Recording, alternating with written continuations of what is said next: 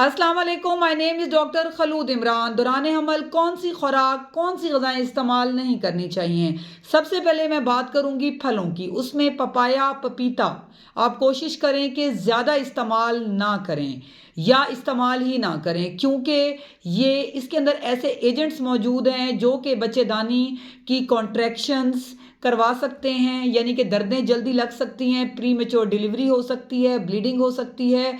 इसी तरह ज़्यादा अंगूर का इस्तेमाल ना करें, क्योंकि अंगूर के अंदर ऐसे एंजाइम्स हैं जो कि मैदे की तेज़ाबियत को ज़्यादा करते हैं और मॉर्निंग सिकनेस यानी कि दौरान हमल उल्टी या जो मतली होती है उसमें इजाफा करते हैं।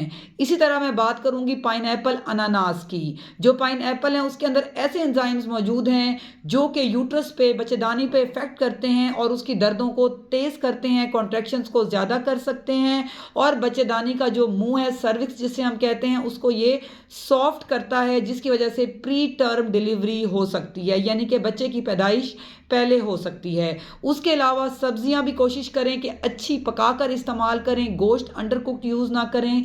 इसी तरह जो मछली है उसको भी पकाकर इस्तेमाल करें।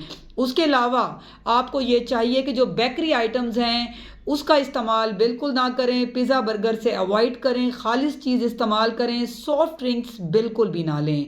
अगर कोई खातून जैसे जो है वो नशा करती हैं, लाइक सिगरेट है या हुक्का है या निस्वार बीड़ा है, तो इस किस्म का नशा भी वो बिल्कुल भी इस्तेमाल ना करें, क्योंकि ये माँ के साथ साथ बच्चे के लिए भी बहुत ज़्यादा ख़तरनाक है। इसलिए कोशिश करें कि हेल्दी फूड्स लें, फल सब्जियों का इस्तेमाल बहुत ज़्यादा करें, उसमें जो मैंने आपको फल बताए उससे अवॉइड करें, बाकी आप इस्तेमाल कर सकते हैं।